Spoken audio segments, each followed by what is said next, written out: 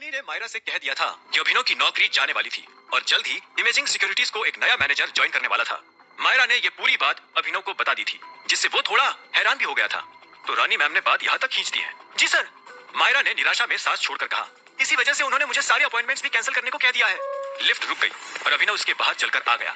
वैसे रानी मैम की ये बात तो सच है कि कल नया मैनेजर ज्वाइन करने वाला है यहाँ पर। अभिनव के मुंह से ये बात सुनते ही मायरा का चेहरा पीला पड़ गया। क्या?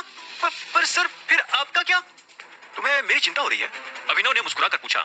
मायरा हल्की सी शर्मा गई और उसने नजरें झुकाकर कहा, मेरा मतलब आपको इस तरह से फायर नहीं करना चाहिए इन लोगों को।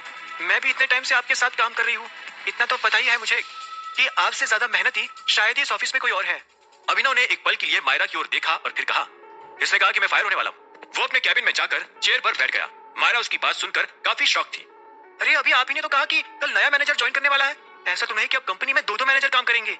अभिनव ने ना करते हुए अपना सिर हिलाया और कहा, नहीं, मैनेजर सिर्फ एक ही होगा जो कल आएगा। जहां तक बात मेरी है तो मेरा अब प्रमोशन होने वाला है। अभिनव के चेहरे पर एक मुस्कान आ गई। बाकी तुम बताओ, तुम्हें भी कहीं और काम करना है या फिर इमेजिंग सिक्योरिटीज में ही रहना पसंद है? मायरा एक पल के लिए अभिनव को देखती रह गई। भले उसके चेहरे पर अभी भी डर था, लेकिन वो अंदर ही अंदर खुश हो चुकी थी। सर, आप जहाँ बोलेंगे मैं तो वहाँ काम कर लूंगी, लेकिन ये तो बताओ कि आपका ट्रांसफर हुआ किस कंपनी में है? कहीं प्रोटॉन में तो नहीं हो गया? प्रोटॉन का नाम सुनते ही अभिनव हंस पड़ा। हाँ, प्रोटॉन में ही हुआ है। वो टाइगर जो है उससे मेरे ठीक ठाक संबंध है, और देखना, मेरे कहने पर वो उस रानी मैम को भी निकाल देगा वहां से। मायरा की आंखें फटी की फटी रह गई। उसने अपना थूक निकला और धीरे से पूछा, सर, सच में? अभिनव मुस्कुरा दिया।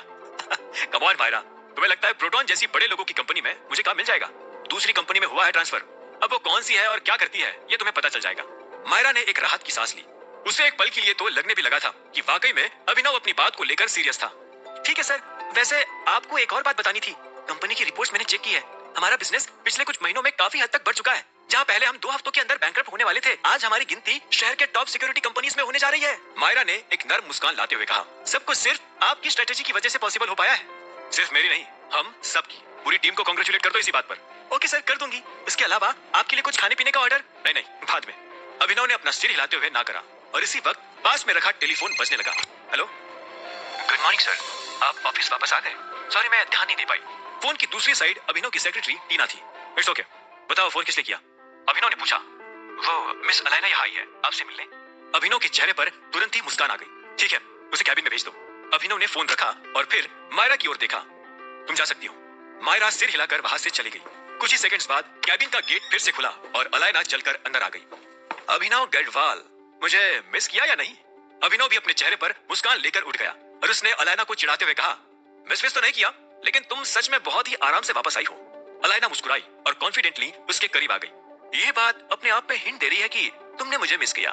कोई और समझे या ना समझे, लेकिन मैं तुम्हारा झूठ समझ लेती हूँ। अभिनव ने मुस्कुराकर सिर हिलाया। ठीक है बाबा, लेकिन तुमने आने से पहले फोन भी नहीं किया। कोई सरप्राइज देना चाहती थी? नहीं, एक्चुअली मैं यहाँ सिर्फ एक मीटिंग के लिए अर्जेंट बेसिस पर आई हूँ। इटली में काम अभी भी बचा है, इसलिए वहाँ वापस जाना पड़ेगा। अभिनव ने सिर हिलाया। मीटिंग पर मीटिंग, वाह, ये फॉरेन ट्रिप तो खत्म नहीं हो रही है तुम्हारी। ऐसा लग रहा है कि काम बढ़िया चल रहा है। हाँ, काम तो बढ़िया ही है, बट तुम्हें एक न्यूज भी देनी थी। अलाइना चेयर खींचकर उस पर बैठ गई। अभिनव भी वापस अपनी चेयर पर बैठ चुका था। कैसी न्यूज? ऐसा लग रहा है कि तुम्हारे पापा की इटली में भी कोई प्रॉपर्टी थी। अभिनव ने अपनी भौहें उठा ली। इटली में प्रॉपर्टी? और उन डॉक्यूमेंट्स में तो उसके कोई पेपर्स नहीं निकले। पेपर्स तुम्हारे पास नहीं है अभिनव, कोई और आदमी उन्हें हैंडल कर रहा है। वो एक्चुअली तुम्हारे पापा की तरह ही बड़ा आदमी है, काइंड ऑफ माफिया। और ये प्रॉपर्टी भी पूरी तुम्हारी नहीं है। तुम्हारे पापा के इसमें सिर्फ शेयर्स थे। अब सीन ये है कि उन इटली वाले लोगों को भी भनक तो लग गई है कि टाइगर यानी कि तुम वापस आ गए हो। इनफैक्ट मैंने भी उनसे बात करके इस इंफॉर्मेशन को कंफर्म कर दिया है। लेकिन अभिनव ने पलकें झपकाई। वो इस वक्त कंफ्यूज होने लगा था। लेकिन वो लोग अभी भी इस कंफर्मेशन से सेटिस्फाइड नहीं है। बोल रहे हैं कि खुद इन्वेस्टिगेट करेंगे और फिर बताएंगे। अभिनव अपनी चेयर पर बैठे बैठे ही पीछे हो गया। उसने एक पल के लिए सोचा और फिर अलाइना की ओर देखकर कहा, वैसे वो प्रॉपर्टी क्या है? एक कंपनी है अभिनव, शू मैन्युफैक्चरिंग की। एक्चुअली इटली की बेस्ट शू कंपनी है वो। अलाइना ने एक फीकी मुस्कान के साथ कहा। अभिनव उससे नजर हटाकर अब टेबल की ओर देखकर कुछ सोचने लगा था। उसे लग रहा था कि भले ही उसने इंडिया की सारी चीजें सॉर्ट कर ली थी, लेकिन फॉरेन में उसकी बाकी कंपनीज का रायता अभी भी फैला हुआ था। दूसरी ओर सिंह परिवार के घर में अनन्या गुस्से से एक बैग को घूरे जा रही थी। उस बैग में कई सारे पैसे रखे हुए थे। तभी किसी ने धीरे से दरवाजा खटखटाया और अनन्या उसे खोलने चली गई। तुम आ गई, थैंक यू। अनन्या ने चित्रा को अंदर लेते ही फिर से दरवाजा तुरंत लॉक कर दिया था। उसे डर था कि कहीं कोई बिना नॉक करे अंदर ना आ जाए। क्या बात है, तुम इतनी घबराई क्यों हो? चित्रा ने अनन्या को देखते हुए कहा। उसे उसका बर्ताव आज पहले से अलग लग रहा था। अनन्या ने सांस छोड़ी और बेड पर बैठते हुए कहा, मैंने तुम्हें पहले कभी तनिष्क के बारे में बताया नहीं। चित्रा कंफ्यूज हो गई। कौन तनिष्क? देखो, तनिष्क मुझे डेट करना चाहता था, पर मैंने उसे रिजेक्ट कर दिया था। अब प्रॉब्लम यह है कि वो हमारी कंपनी में एक बड़ा इन्वेस्टर भी है और उसने अपना इन्वेस्टमेंट वापस खींच लिया है। चित्रा की आंखें बड़ी हो गई। पर तुमने उसे रिजेक्ट किया ही क्यों? I mean, वो बंदा लिटरली एक इन्वेस्टर है यार, और तुम फिलहाल इस फटीचर अभिनव के साथ फंसी हुई हो। अब प्लीज ये मत कहना कि अभिनव के पास दिल है and all that bullshit. Tanishk जैसे लड़के को अभिनव के लिए रिजेक्ट करना साफ साफ पागलपंती है। चित्रा की बात सुनकर अनन्या खींचते हुए बोल पड़ी, नहीं, तुम नहीं जानते कि वो तनिष्क कैसा आदमी है। अगर पूरे गुड़गांव दिल्ली में मतलबी और मक्कार लोगों की लिस्ट निकाले ना, तो तनिष्क का नाम सबसे ऊपर आएगा। वो डेट करने लायक है ही नहीं यार। रिलेशनशिप और शादी तो बहुत दूर की बात है। अनन्या की बातें सुनकर चित्रा ने परेशान होकर सांस छोड़ी और फिर उसे समझाते हुए कहा, देखो, मतलबी और मक्कार तो वो अभिनव भी है, लेकिन फिर भी तुम उससे पाल रही हो। मुझे तो लग रहा है कि तुम दोनों के बीच अब करीबियां बढ़ने लगी। अनन्या, क्या? अनन्या की आंखें हैरानी में बड़ी हो गई और वो चिल्ला उठी, ऐसा कुछ भी नहीं है, समझी? मुझे उस अभिनव से कोई प्यार या लगाव नहीं। तुम बोलने से पहले थोड़ा सोचा तो करो। शांत शांत, मैं सिर्फ वही बोल रही हूँ जो मुझे महसूस हुआ है। इसमें इतना हाइपर होने की कोई जरूरत नहीं है। चित्रा ने शिकायत करते हुए कहा। उसकी आवाज भी अब ऊंची हो गई थी। अनन्या ने उससे नजरें हटाकर एक गहरी सांस ली और फिर कहा, तुम्हें कुछ भी महसूस होने लगता है? कोई चांस ही नहीं कि मैं अभिनव के लिए फीलिंग्स रखने लगूंगी। उस बंदे ने पूरी जिंदगी उलट पुलट कर दी है मेरी, और तुम्हें लगा कि मैं उससे प्यार कर बैठी हूँ? अनन्या का एक एक कण फिलहाल अभिनव के खिलाफ था, सिवाय उसके दिल के। उसके ना चाहते हुए भी अभिनव के नाम पर उसका दिल मचल रहा था। हालांकि वो जानती थी कि उसे वाकई अभिनव से रत्ती भर भी प्यार नहीं था। अच्छा ठीक है, छोड़ इस बात को, और ये बताओ कि तुमने मुझे यहाँ बुलाया क्यों है? चित्रा ने अपने हाथ फोल्ड करते हुए कहा। अनन्या ने एक पल के लिए उसकी ओर देखा और फिर उस पैसों के बैग की ओर देखकर कहा, मेरी कंपनी को अचानक इस तनिष्क की वजह से पैसों की जरूरत पड़ गई है। मैं उस दिन भी तुमसे यही पूछना चाहती थी कि अब एलेक्स को कैसे बचाऊं, पर मुझे दादाजी का भी डर था। अगर वो नाराज हो जाते तो मुझसे वापस कंपनी छीन लेते। चित्रा ने सांस छोड़ी। मतलब कुल मिलाकर बात पैसों की है ना? बताओ, तुम्हें कितना अमाउंट चाहिए? एक प्रोजेक्ट जो अभी करंटली चल रहा है, उसके लिए 6 करोड़ रुपए की जरूरत है। एक बार ये प्रोजेक्ट हो जाए तब इस पर रिटर्न्स भी काफी अच्छा आ जाएंगे। चित्रा ने अनन्या की डिमांड सुनकर सिर हिलाया और एक पल के लिए सोचा। देखो, मेरे पास अभी सिर्फ 2 करोड़ रुपए ही है, तुम्हें बाकी के 4 करोड़ अरेंज करने पड़ेंगे। तुम चाहो तो एक बार चाहत से भी पूछ सकती हो, अगर वो कुछ मदद कर पाए तुम्हारी तो। चित्रा की बात सुनकर अनन्या के हाव भाव बिगड़ गए। मुझे उसका नाम तक नहीं सुनना। अगर उससे ही हेल्प लेनी होती तो मैं तुम्हें यहाँ बुलाती भी नहीं। चित्रा गुस्सा हो गई और ऊंची आवाज में बोल उठी, तो फिर पूरे 6 करोड़ ही तुम अरेंज कर लो ना। मुझे 2 करोड़ के लिए भी क्यों बुलाया है यहाँ पर? अनन्या भी गुस्से से बेड से उठ गई, क्योंकि 6 करोड़ ऑलरेडी आ चुके हैं स्वीटी। उस बैग को देखो, पता नहीं कौन आज सुबह ये बैग देकर गया, और इसमें एग्जैक्टली 6 करोड़ रुपए ही है। क्या? चित्रा ने उस बैग की ओर देखा जिसके अंदर कई सारे नोट नजर भी आ रहे थे। उसका गुस्सा अब हैरानी में बदल चुका था। पर ये तुमने किसी से मांगे थे क्या इतने पैसे? वही तो यार, किसी से नहीं मांगे, तो फिर ये आ कहां से गए? अनन्या ने चित्रा की ओर देखकर कहा। फिर उसने बैग की तरफ देखते हुए कहा, एक पल के लिए सोचा जरूर था कि चिराग से मांग लूं, लेकिन तब भी मेरा मन नहीं माना। चिराग?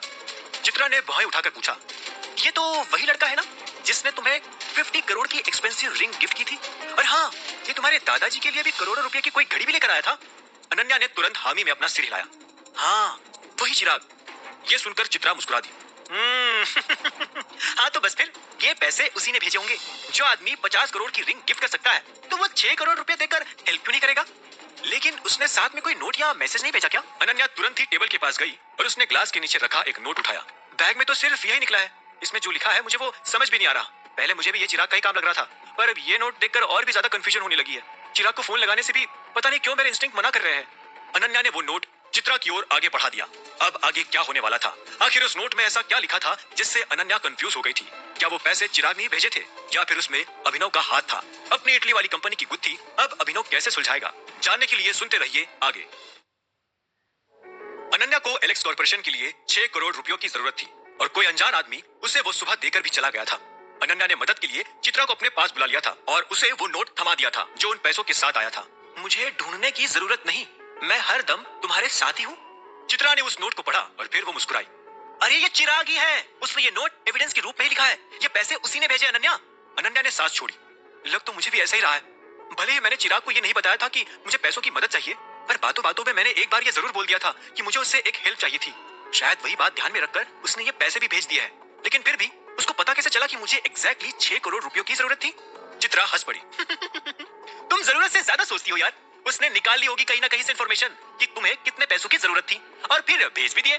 मेरी बात मानो, एक आदमी अपने प्यार को पाने के लिए कुछ भी कर सकता है। मतलब ये चिराग ही है। पर अब मुझे चिराग को फोन करना चाहिए या नहीं? उसे थैंक्स बोल दूं या फिर ऑकवर्ड हो जाएगा? ऑफ कोर्स, थैंक्स बोल उसे, इसमें ऑकवर्ड होने जैसी क्या बात है? चित्रा ने कहा। और हाँ, ऐसी बातें फोन पर नहीं की जाती, उसे पर्सनली जाकर थैंक यू कहो। 6 करोड़ रुपए देकर इतना बड़ा आदमी तुमसे सिर्फ फोन पर ही एक थैंक यू एक्सपेक्ट नहीं कर रहा होगा।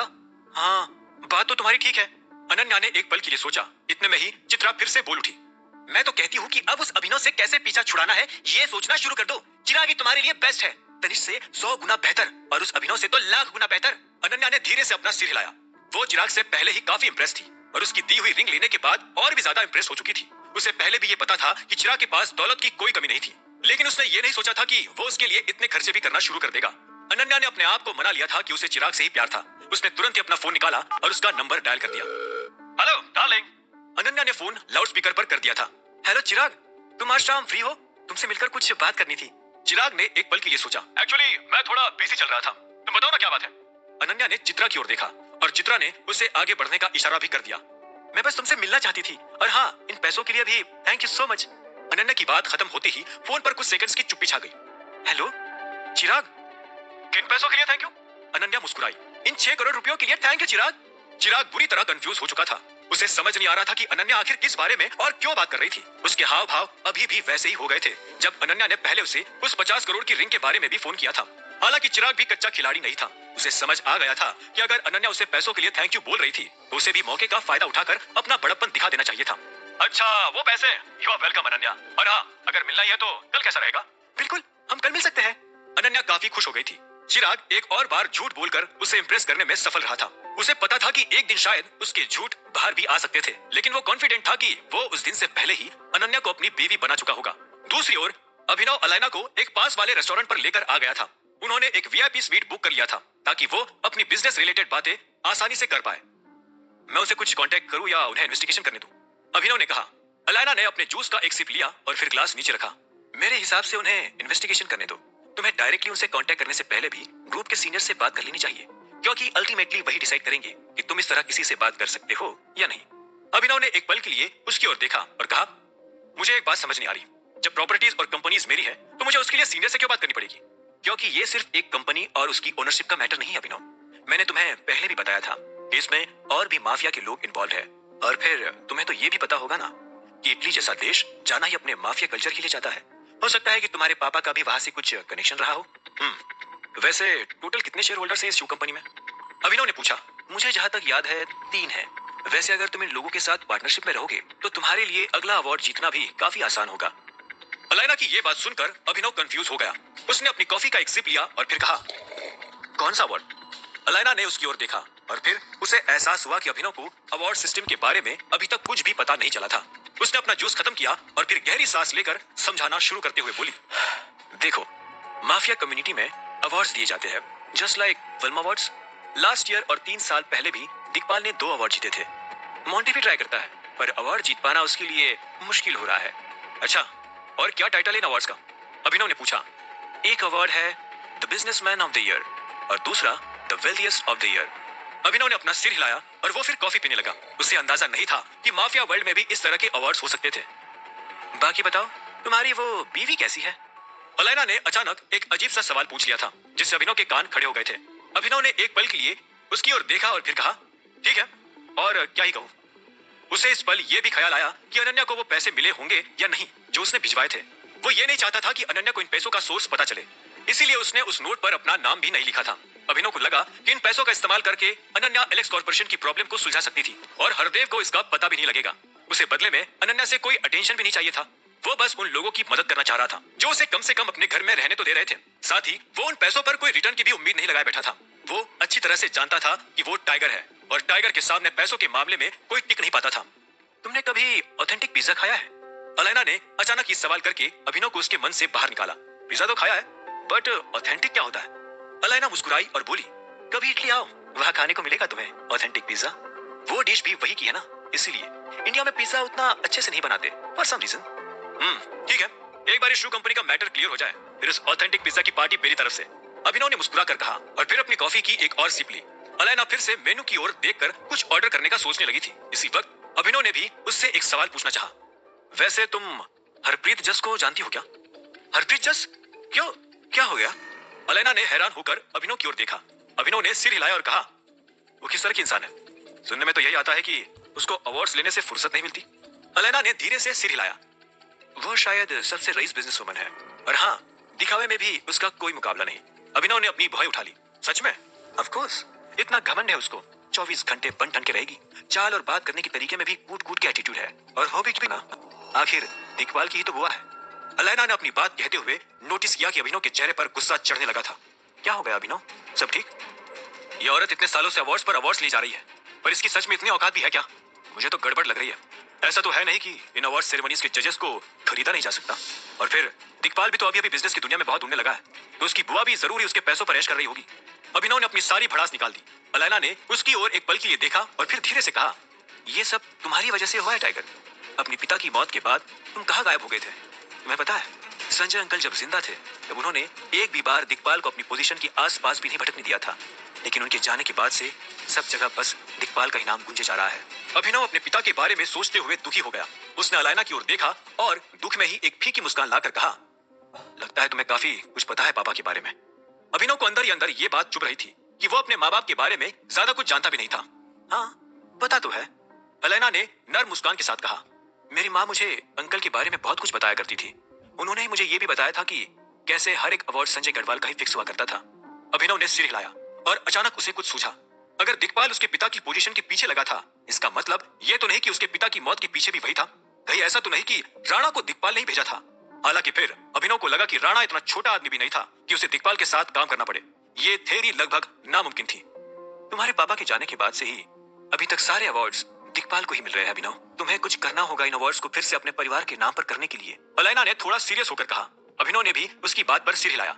डोंट वरी, जहां भी बात बिजनेस और मेरे पापा से जुड़ी हुई है वहां मैं पीछे नहीं हटूंगा। और इस शू कंपनी के साथ भी तुम अपनी पोजीशन काफी ऊंची बनाए रख सकते हो। दिखपाल भले ही एक बार को दिल्ली में या पूरे इंडिया में फेमस होगा, लेकिन ये शू कंपनी इंटरनेशनल है। तुम इसे हैंडल करके ग्लोबल लेवल पर खेल सकते हो। अलैना ने अभिनव को हौसला देते हुए कहा। अभिनव को भी उसकी बात समझ आ रही थी। उसने अपनी कॉफी का आखिरी सिप लिया और कप नीचे रखकर पूछा, तुम वापस इटली कब जा रही हो?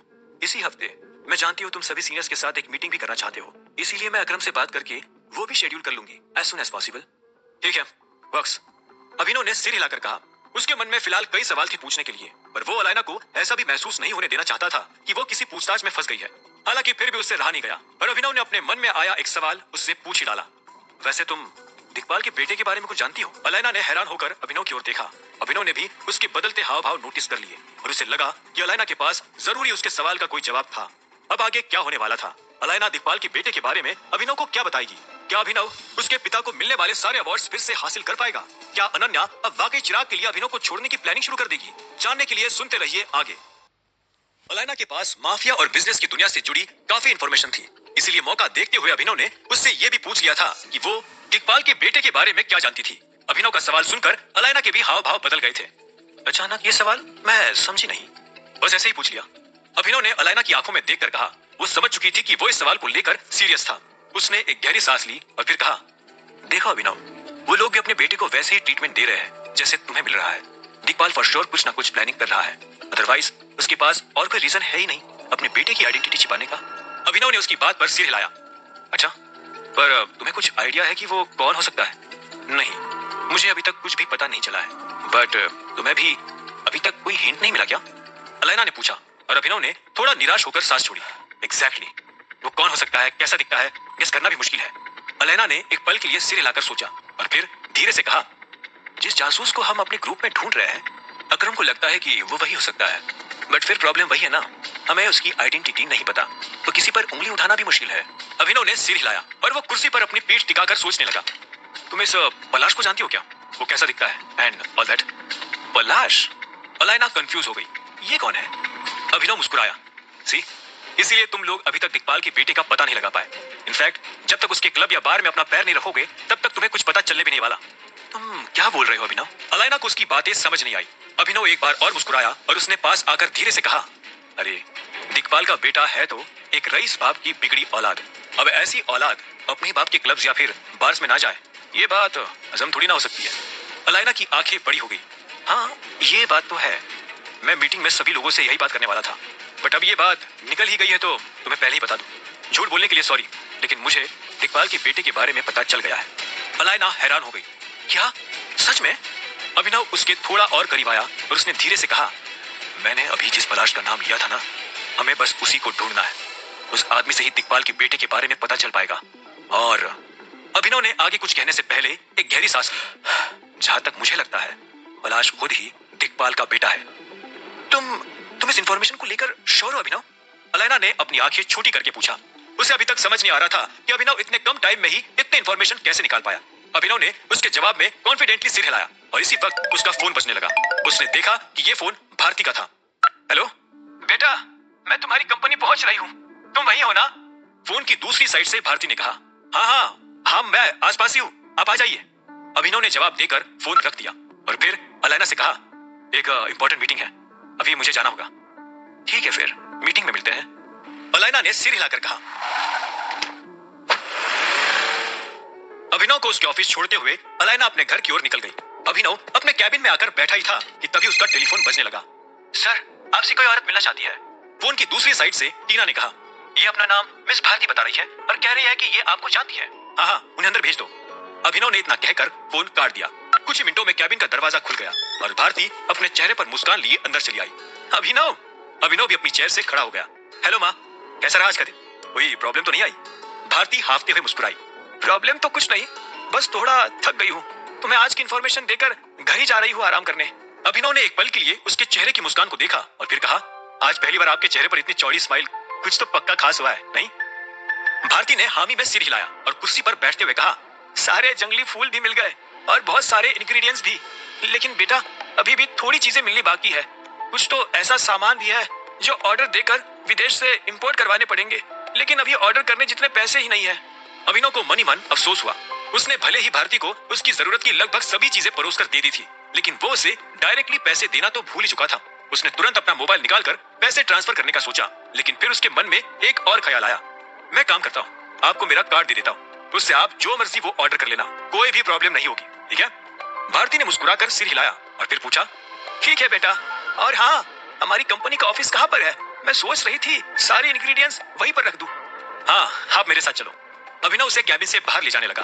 टीना बाहर दरवाजे के पास खड़ी उनकी सारी बातें सुनने की कोशिश कर रही थी। हालांकि दरवाजा खुलते ही वो दूर हो गई और इस तरह चलने लगी जैसे वो अभी अभी कैबिन की ओर आई हो। आफ्टरनून सर, आपको कुछ फाइल्स दिखानी थी, टीना ने बहाना बनाते हुए कहा। मेरे टेबल पर रख दो, बाद में चेक करूंगा, अभी बिजी हूँ। अभिनव टीना की ओर बिना देखे ही भारती के साथ लिफ्ट में चला गया। टीना ने उन दोनों को जाते हुए एक पल के लिए देखा और फिर तुरंत ही अपना फोन निकालकर रानी का नंबर डायल कर दिया। हेलो टीना, कुछ अपडेट? रानी ने फोन उठाते ही पूछा। हाँ मैम, अभिनव जस्ट एक औरत के साथ ऑफिस से निकले हैं और उससे भी शॉकिंग न्यूज। इस औरत से पहले मिस अलायना आई थी अभिनव से मिलने, और तो और उन्होंने फिर साथ में जाकर लंच भी किया। क्या? रानी चौंक गई। How is this even possible? Alayna Abhinav जैसे आदमी को कैसे जानती है और फिर दोनों साथ में लंच भी करने गए? ये बिजनेस मीटिंग नहीं थी क्या? नहीं मैम, बिजनेस मीटिंग तो नहीं थी। इनफैक्ट मिस अलायना आज पहली बार नहीं आई थी ऑफिस में, वो पहले भी आ चुकी है। अच्छा, दोनों के बीच कोई चक्कर है क्या? रानी ने इंक्वायरी करते हुए पूछा। मैम, उनके बीच किस तरह का रिलेशन है ये तो मुझे भी नहीं पता, लेकिन एक बात कहूँ, मेरा मन ये बात मानने को रेडी नहीं है कि अभिनव कोई नॉर्मल सा आदमी है। रानी को भी टीना की ये बात कहीं ना कहीं सही महसूस हो रही थी।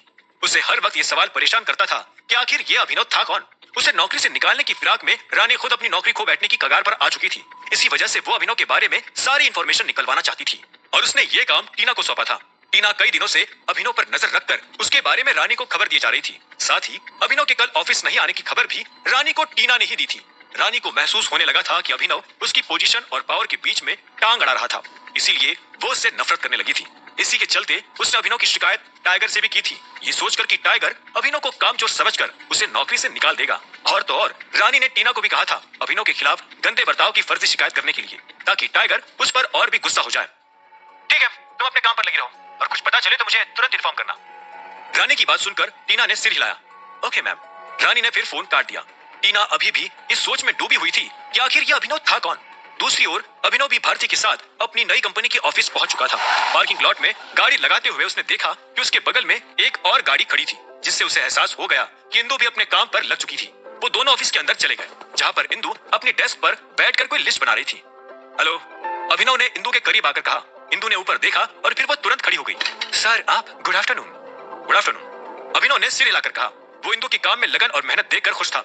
उसे कहीं ना कहीं इंदु मायरा जैसी ही लगती थी। वो दोनों अपनी कंपनीज के लिए जी जान लगा देने को तैयार थी। इसी वजह से वो इमेजिंग सिक्योरिटीज छोड़ने के बाद मायरा को भी कंपेंसेशन देने वाला था। सर, ये मिस कौन है? इंदु ने भारती की ओर देखकर अभिनव से पूछा। अभिनव एक पल के लिए भूल ही गया था कि वो उन दोनों को एक दूसरे से इंट्रोड्यूस करवाने आया था। Yes, meet Mrs Bharti. ये हमारी क्रिएटिव मैनेजर है और क्रीम का पूरा प्रोडक्शन इन्हीं की देखरेख में होगा। तुम इनकी हमारे सभी एम्प्लॉइज के साथ भी एक मीटिंग करवा देना ताकि ये उन्हें जान पाए। और हाँ, मिसेस भारती मेरी माँ भी है, तो प्लीज इंश्योर जितनी रिस्पेक्ट मुझे मिलती है उतनी ही इन्हें भी मिले। अभिनव की बात सुनते ही इंदु हैरान हो गई और उसने मुस्कान के साथ भारती की ओर देखा। Welcome ma'am, nice to meet you. Thank you बेटा। अब मुझे जरा मेरा ऑफिस और वेयर हाउस कहाँ है बता दो, सारे इंग्रेडिएंट्स के मटेरियल रखने हैं, भारती ने सिफारिश करते हुए कहा। इंदु उसका मिजाज देखकर थोड़ी हैरान थी। उसे लगा नहीं था कि अभिनव जैसे आदमी की माँ इतनी डाउन टू अर्थ होकर बात कर सकती थी। श्योर मैम, वैसे कल ही एम्प्लॉइज का इंटरव्यू होगा तो आप भी पैनल में बैठकर उन्हें सिलेक्ट कर सकेंगी। भारती ने मुस्कुराकर सिर हिलाया। ठीक है। इसी वक्त लिफ्ट आकर रुकी और उसमें से एक लड़की बाहर चलकर उन तीनों के करीब आने लगी। उसे आते देखकर इंदु ने मुस्कुराकर कहा, सर, मैम, ये मेरी डॉटर है। She is a marketing expert और हमारी नई कंपनी की मार्केटिंग में ये डेफिनेटली हेल्प कर सकती है। Hello sir. Hello ma'am, myself Mitali. उस लड़की ने स्माइल करते हुए अपना इंट्रोडक्शन दिया। मुझे कंपनी में लेना या ना लेना तो आपका डिसीजन है, but one thing I can say is मैं काम में अपना 100% दूंगी। अभिनव ने उसे एक पल के लिए देखा और फिर इंदु की ओर गर्दन घुमाई। ये बिल्कुल तुम्हारी तरह बात करती है, एकदम कॉन्फिडेंट। कंपनी को ऐसी पैशनेट लोगों की जरूरत है। She can join. Thank you so much mister Abhinav. Indu की खुशी 7वें आसमान पर पहुंच गई और उसने अपनी बेटी को गले लगा लिया। उन दोनों की खुशियां देखकर भारती थोड़ा इमोशनल होने लगी थी। अभिनव मुस्कुराकर उसे संभालने के लिए आगे बढ़ा ही था कि अचानक उसका फोन बजा। उसने फोन निकालकर देखा कि उसे वैभवी की ओर से एक मैसेज आया था जिसमें उसने मिलने वाली जगह का एड्रेस भेजा था। उसका मैसेज पढ़कर अभिनव को अब थोड़ा थोड़ा समझ भी आने लगा था कि वैभवी उससे क्यों मिलना चाहती थी। सुबह फोन करते वक्त भी अगर वैभवी नशे में नहीं होती या फिर डायरेक्टली अभिनव से किसी जॉब के लिए रिक्वेस्ट करती तो अभिनव एक बार को तभी उसे हायर भी कर लेता। हालांकि जिस तरह का एड्रेस और मिलने का टाइम वैभवी ने उसे भेजा था, अभिनव समझ चुका था कि उसके इरादे क्या थे। वो कहीं ना कहीं अभिनव को अपनी जिंदगी में वापस लाना चाह रही थी और उसने इसके लिए कोई तरीका भी निकाल लिया था। हालांकि अभिनव को यह अंदाजा नहीं था कि उसका ये तरीका क्या था और उसके पीछे हाथ भी किसका था। अब आगे क्या होगा? वैभवी अभिनव से किस तरह की लोकेशन पर मिलेगी? वो उससे मिलकर क्या बात करेगी? क्या अभिनव उसके इरादों को समझ पाएगा या फिर वो उसकी बातों में फंस जाएगा? क्या होंगे इन सभी सवालों के जवाब? जानने के लिए सुनते रहिए आगे। वैभवी ने अभिनव को मिलने वाली जगह का एड्रेस भेज दिया था, जिसे देखकर ही अभिनव समझ गया था कि कहीं न कहीं कुछ गड़बड़ जरूर थी। अगर उसे सिर्फ नौकरी चाहिए होती तो वो फोन पर भी मांग सकती थी, पर ना तो उसने फोन पर कुछ ज्यादा बात करी और साथ ही वो नशे की हालत में भी थी। अभिनव उसके भेजे टाइम और एड्रेस को देखते हुए अपनी जगह पर ही खड़े खड़े सोच में डूब गया था। कुछ गड़बड़ है क्या सर? कभी इंदु के सवाल ने अभिनव को उसके ख्यालों से बाहर निकाल दिया। उसने इंदु को देखकर अपना सिर धीरे से ना में हिलाया और कहा, सब कुछ ठीक है, मुझे अभी निकलना है, मैं तुम लोगों से बाद में मिलता हूँ। इतना कहकर अभिनव वहां से निकल गया था। उधर अभिनव अपने ऑफिस से बाहर आ रहा था और इधर भारती भी मिताली के साथ बाहर आ रही थी। दोनों रास्ते में मिल गए। इस बीच भारती ने अभिनव से कहा, मुझे इंग्रेडिएंट्स मंगवाने में तुम्हारी मदद की जरूरत पड़ेगी। इस पर इंदु ने जवाब दिया, अगर आपको जल्दी ना हो तो मैं कुछ आदमियों को इस काम के लिए बुला लेती हूँ, वो आपकी मदद कर सकते हैं।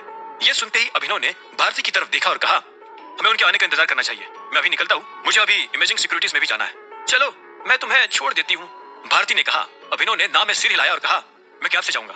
फिर अभिनव ने अपनी जेब से डेबिट कार्ड निकाला और भारती को थमा दिया। भारती ने उसे देखकर हाँ में सिर हिलाया और बोली, ध्यान से जाना बेटा। जी, अगर आपको कहीं कोई प्रॉब्लम हो तो मुझे फोन कर देना, ठीक है? और इतना कहते ही अभिनव कंपनी से बाहर निकल आया था। उधर जब तक अभिनव कंपनी से बाहर निकला तब तक इधर वैभवी भी ट्रेसी से अपना सारा प्लान डिस्कस कर चुकी थी। वैभवी को किसी बहाने से सिर्फ और सिर्फ अभिनव के पास आने की जरूरत थी। वो एक बार अभिनव के पास आ जाए और अभिनव को किस कर ले तो उसका काम हो जाएगा। ट्रेसी उसकी फोटोज क्लिक कर लेगी और वैभवी को उसका पैसा मिल जाएगा। वैभवी अपने दिमाग से पैसों के ख्याल को चाहकर भी नहीं निकाल पा रही थी। तभी ट्रेसी ने उससे पूछा, उसने तुमसे मिलने के लिए हाँ कर दी? वैभवी ने हाँ में सिर हिलाया और बोली, हाँ, पर मुझे समझ नहीं आ रहा कि मैं सही कर रही हूँ या गलत। वैभवी की शंका सुनते ही ट्रेसी मुस्कुराई और बोली, अरे तुम इतनी डाउट में क्यों हो? तुम जो कर रही हो सही कर रही हो। देखो, अभिनव वैसे भी तुम्हें कभी एक्सेप्ट नहीं करेगा। ऐसे में तुम उसका इस्तेमाल करके अपना पैसा बनाओ और किसी अच्छे से बिजनेस आइडिया पर काम करना शुरू करो। तब तक तुम्हें कोई दूसरा लड़का भी मिल जाएगा। तुम बहुत सुंदर हो यार, सड़क पर खड़ी हो जाओ तो गुड़गांव में जाम लग जाए। यह सुनते ही वैभवी ट्रेसी के साथ जोर जोर से हंसने लगी।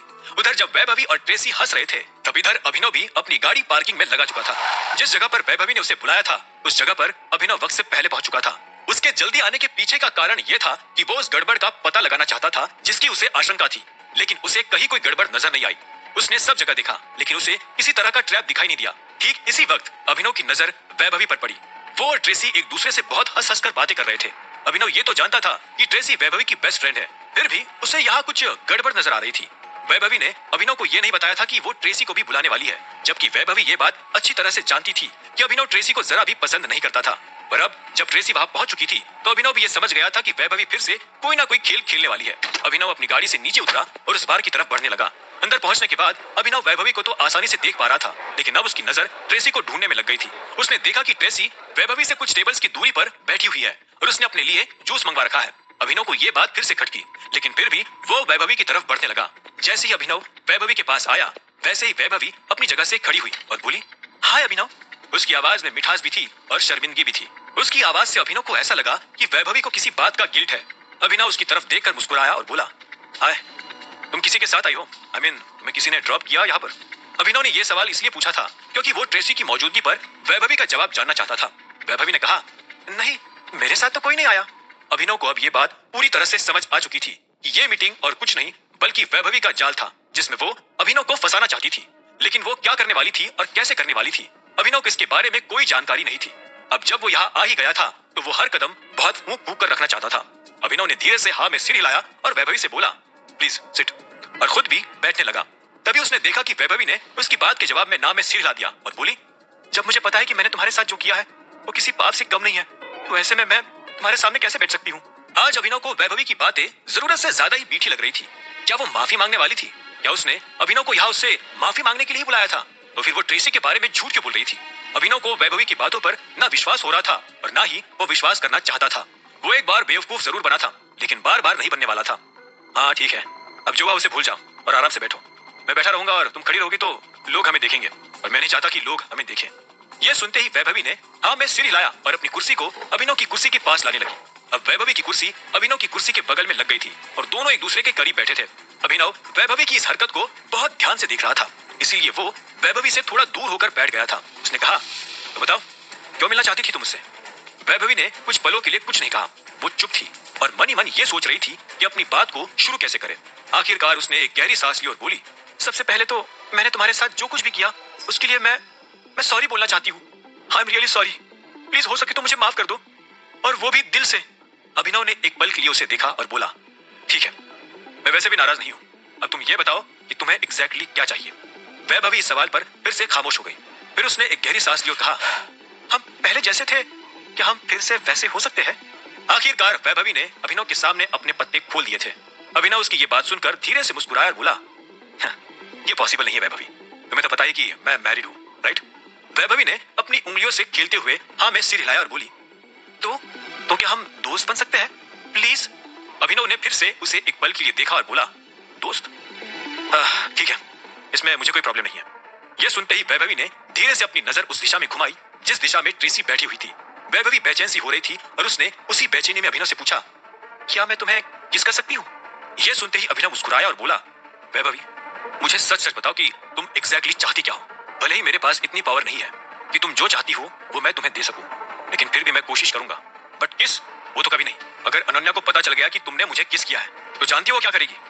इसके अलावा अगर तुम्हें किसी और चीज की जरूरत हो तो बताओ। यह सुनते ही वैभवी को घबराहट होने लगी थी और वो बेचैन होती जा रही थी। उसका दिल जोरों से धड़क रहा था। अब उसे आगे क्या करना था, इसके बारे में वो सोचने लगी। वो ये सोच रही थी कि उसे अभिनव को सच बताना चाहिए या नहीं। उधर जब वैभवी अभिनव के साथ बैठी हुई थी, तब इधर शर्मिला अपने कमरे के दरवाजे पर खड़ी डाइनिंग रूम की तरफ देख रही थी। वो डाइनिंग रूम की तरफ जाना तो चाहती थी, लेकिन जा नहीं पा रही थी। वो वैभवी और अभिनव की फोटोज को देखने का बेसब्री से इंतजार कर रही थी। उसने वैभवी से सॉफ्ट कॉपी और हार्ड कॉपी दोनों मांगी थी। हार्ड कॉपी तो उसके पास थी, वो बस सॉफ्ट कॉपी के डाउनलोड होने का वेट कर रही थी। तभी राजीव उसके पास आया और बोला, शर्मिला, क्या हुआ? खाना नहीं खाना क्या? यह सुनते ही शर्मिला राजीव को देखने लगी। वो खाना खाने से मना नहीं कर सकती थी क्योंकि टाइम हो चुका था। ऐसे में उसने एक गहरी सांस ली और फोटो के डाउनलोड होने का इंतजार छोड़ डाइनिंग रूम की तरफ बढ़ने लगी। कुछ देर के बाद शर्मिला डाइनिंग टेबल पर बैठ चुकी थी, लेकिन उसका खाने में मन जरा भी नहीं लग रहा था। जब उससे रहा नहीं गया तो उसने कहा, मैं आप लोगों से एक जरूरी चीज के बारे में बात करना चाहती हूँ। अगर आप लोग सुनोगे तो विश्वास नहीं करोगे। इससे पहले कि कोई और इस बात का जवाब देता, हरदेवपाल सिंह बीच में बोल पड़े। किस बारे में बात कर रही हो शर्मिला? मैं आप लोगों के सामने अपनी बात रखूं उससे पहले मैं एक सवाल पूछना चाहती हूँ। क्या मैं पूछ सकती हूँ? हरदेव ने उसे एक पल के लिए देखा और बोले, बिल्कुल, पूछो क्या पूछना है। उधर जब शर्मिला हरदेव से सवाल पूछने वाली थी, तब इधर अभिनव भी सवालिया नजरों से शर्मिला को देख रहा था। मन ही मन वो जानता था कि शर्मिला क्या कहने वाली है, फिर भी वो सारी बातें शर्मिला के मुंह से सुनना चाहता था। तभी शर्मिला ने एक्साइटेड होते हुए पूछा, अगर आपको पता चले कि आपकी बेटी का पति आपकी बेटी के साथ चीटिंग कर रहा है तो आप क्या करोगे? मेरा मतलब है कि अगर आपको कोई रिश्तेदार आकर बताए या आपको कहीं बाहर से इस बात का पता चले तो आप उन दोनों को अलग कर दोगे, उनका डाइवोर्स करवाओगे? शर्मिला की बात सुनते ही सनी ने हंसते हुए कहा लगता है कि अभिनव के बारे में बात हो रही है।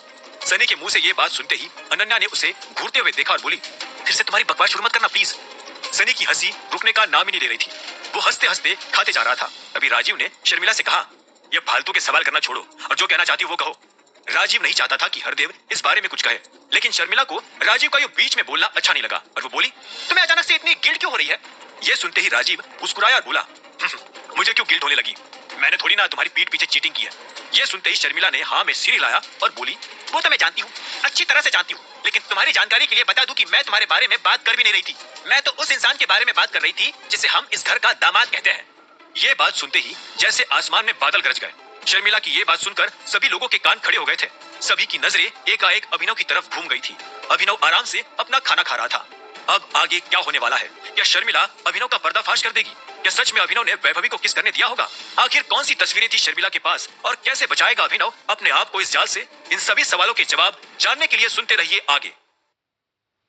अभिनव वैभवी से मिलने के बाद अनन्या के घर पर डाइनिंग टेबल पर बैठा हुआ था और तभी शर्मिला एक्स्ट्रा मैरिटल अफेयर की बात छेड़कर अभिनव की तरफ देखने लगी थी। हर कोई ये जानने के लिए बेताब था कि आखिर शर्मिला किसके बारे में बात कर रही थी। जैसे उसने अभिनव का नाम लिया तो सब हैरान हो गए और उसे देखने लगे। सबसे पहले अनन्या ने कहा, अभिनव तुमने चीटिंग की है मेरे साथ? कौन है वो लड़की? चाहत? इससे पहले कि अभिनव उसकी इस बात का कोई जवाब देता, राजीव ने बीच में कहा, क्या चाहत? वो तुम्हारी दोस्त चाहत? लेकिन चाहत तुम्हारे साथ ऐसा कुछ क्यों करेगी? इस बात को सुनते ही शर्मिला बीच में कूद पड़ी और बोली, नहीं, चाहत ने ये सब नहीं किया है। चाहत कभी ऐसा कर ही नहीं सकती। वो इतने बड़े घर की इतनी अमीर लड़की है, उसका इस फटीचर से क्या लेना देना? इन सब बातों के बीच हरदेव की नजर अभी भी अभिनव पर टिकी हुई थी। वो अभिनव को बहुत ध्यान से देख रहे थे। आखिर में उन्होंने शर्मिला को देखा और बोले, तुम जो कह रही हो उसके बारे में श्योर हो? शर्मिला ने हाँ में सिर हिलाया और बोली, मैं जो कह रही हूँ उसे बैक करने के लिए मेरे पास सबूत भी है।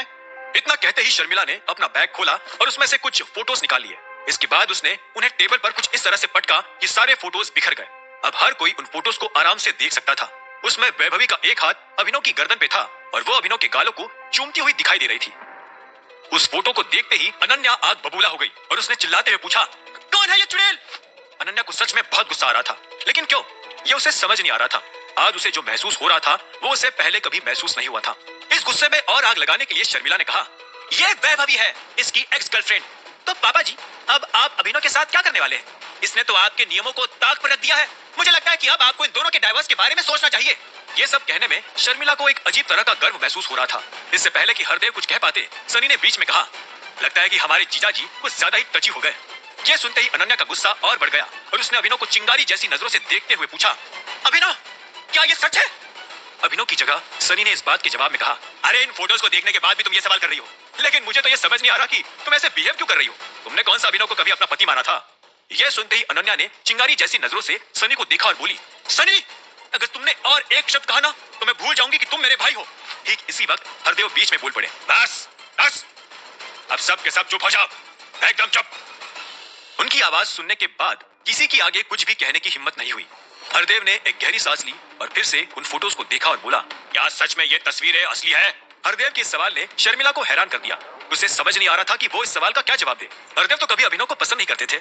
भले ही वो अनन्या और अभिनव के डाइवोर्स के लिए हामी नहीं भर रहे थे, लेकिन मन ही मन वो भी यही सोचते थे कि अनन्या को अभिनव की जगह किसी और के साथ होना चाहिए था। शर्मिला ये सारी चीजें अच्छी तरह से जानती थी। उसे अपने प्लान पर भी पूरा भरोसा था। वो जानती थी कि ये प्लान हर कीमत पर काम करने वाला है। ऐसे में उसने एक गहरी सांस लेते हुए कहा, ऑफ कोर्स ये सारी की सारी तस्वीरें असली है। आपको क्या लगता है कि ये सब फोटोशॉप है? इतना कहते ही शर्मिला हरदेव को सदी हुई नजरों से देखने लगी। वो हरदेव के चेहरे के भावों को बहुत ध्यान से देख रही थी। जब हरदेव ने कुछ नहीं कहा तो शर्मिला आगे बोली, मेरे पास ये सारी पिक्चर्स मेरे फोन में भी है। और उसके बाद शर्मिला ने अपना फोन निकाला और फोटोज खोलकर हरदेव को फोन थमा दिया। हरदेव उन फोटोज को बहुत ध्यान से देख रहे थे। जब उन्हें पूरी तरह से संतुष्टि हो गई तो उन्होंने अभिनव को देखा और शांति भरी आवाज में बोले, अभिनव क्या ये सब सच है? जिस तरह से हरदेव ने सवाल किया था उसे देखकर शर्मिला के होश उड़ गए। वो बार बार अपनी पलकें झपकाते हुए हरदेव को ही देख रही थी। उसे समझ नहीं आ रहा था कि ये सब सच हो रहा है या वो सपना देख रही है। हरदेव इतनी गंभीर बात को इतने हल्के में कैसे ले रहे थे? शर्मिला को हरदेव का ये रवैया अजीब लग रहा था और सिर्फ शर्मिला को ही ऐसा नहीं लग रहा था, बल्कि अनन्या भी यही महसूस कर रही थी। वो भी हरदेव को उन्हीं नजरों से देख रही थी जिन नजरों से शर्मिला देख रही थी। उसे लग ही नहीं रहा था कि सामने जो आदमी बैठा था वो उसका दादा था। अभिनव ने अपना गला साफ किया और बोला, नहीं, ये सच नहीं है। अभिनव का जवाब सुनते ही शर्मिला को झटका सा लगा। उसने कहा, पापा, आप इससे ये सवाल पूछ क्यों रहे हो? आपको ये इतना भोला लगता है क्या कि ये अपनी गलती को तुरंत एक्सेप्ट कर लेगा? हरदेव ने शर्मिला की बात सुनकर उसकी तरफ देखा और धीरे से बोले, शांत हो जाओ शर्मिला। इसके बाद उन्होंने फिर से अभिनव को देखा और बोले, मैं तुम्हारी इस बात पर विश्वास क्यों करूं जबकि सबूत ठीक मेरी आंखों के सामने है। अभिनव ने भी हरदेव की बात पर हाँ में सिर हिलाया और बोला, आपको बिना सबूतों के मेरे ऊपर विश्वास नहीं करना चाहिए। मैं इससे पहले कि अभिनव अपनी बात पूरी कर पाता, शर्मिला ने बीच में ही उसकी बात काटते हुए कहा, आपको अनन्या को अभिनव से डाइवोर्स लेने की इजाजत दे देनी चाहिए। हम इस तरह से एक गिरे हुए आदमी को अपना दामाद बनाकर कैसे रख सकते हैं? एक ना एक दिन ये जरूर हमारे परिवार के नाम पर पूरे गुड़गांव में कीचड़ उछलवाएगा।